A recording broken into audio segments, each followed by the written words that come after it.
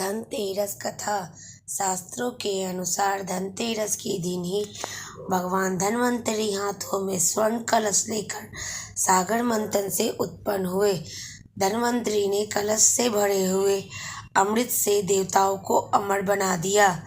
धन्वंतरि के उत्पन्न होने के 2 दिन बाद ही देवी लक्ष्मी प्रकट हुई, इसलिए दीपावली से 2 दिन पहले धनतेरस का त्योहार मनाया जाता है।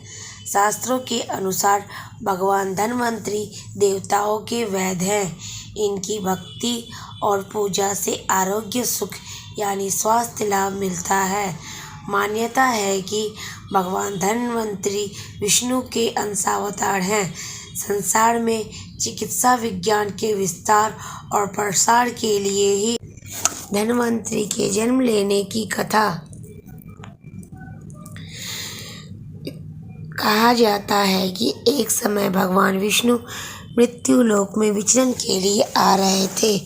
तब लक्ष्मी जी ने भी उनसे साथ चलने का आग्रह किया।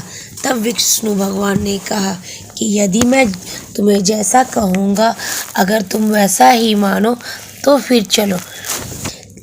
तब लक्ष्मी जी उनकी बात मान गई और भगवान विष्णु के साथ भूमंडल पर आ गई।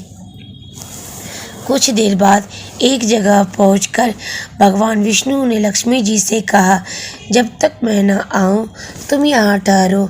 मैं दक्षिण दिशा की ओर जा रहा हूँ, तुम उधर मत आना। विष्णु जी के जाने पर लक्ष्मी जी के मन में कौतूहल जागा कि आखिर दक्षिण दिशा में ऐसा क्या रहस्य है जो मुझे मना किया गया है, और भगवान स्वयं चले गए। लक्ष्मी जी से रहा न गया और जैसे ही भगवान आगे बढ़े, लक्ष्मी जी भी पीछे पीछे चल दी। कुछ ही समय आगे जाने पर उन्हें सरसों का एक खेत दिखाई दिया, जिसमें खूब फूल फल लगे थे। सरसों की शोभा देखकर वह मंत्रमुग्ध हो गई और फूल तोड़कर अपना श्रृंगार करने के बाद आगे बढ़ी। आगे जाने पर एक गन्ने के खेत में लक्ष्मी जी गन्ने तोड़कर चूसने लगी। उसी क्षण भगवान विष्णु जी आए और यह देख लक्ष्मी जी पर नाराज होकर उन्हें श्राप दे दिया। मैंने तुम्हें इधर आने को मना कर दिया था, परंतु तुम न मानी। अब इस किसान की चोरी का अपराध कर बैठी। अब तुम इस अपराध के जुर्म में इस किसान की 12 वर्ष तक सेवा करो। ऐसा कहकर भगवान उन्हें छोड़कर क्षीर सागर चले गए। जब लक्ष्मी जी उस गरीब किसान के घर रहने लगी, एक दिन लक्ष्मी जी ने उस किसान की पत्नी से कहा कि तुम स्नान कर पहले मेरी बनाई इस देवी लक्ष्मी की पूजन करो, फिर रसोई बनाना, तब तुम जो मांगोगी मिलेगा। किसान की पत्नी ने वैसा ही किया। पूजा के प्रभाव और लक्ष्मी की कृपा से किसान का घर दूसरे ही दिन से अन्न, धन, रत्न, स्वर्ण आदि से भर गया।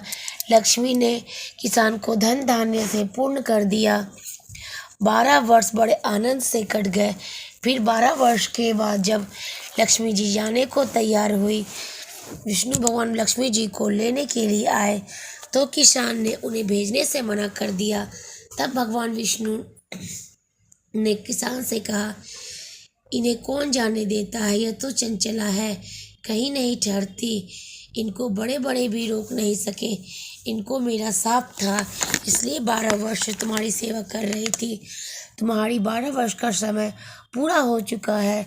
किसान हठपूर्वक बोला कि नहीं, अब मैं लक्ष्मी जी को नहीं जाने दूंगा। एक दिन लक्ष्मी जी ने उस किसान की पत्नी से कहा,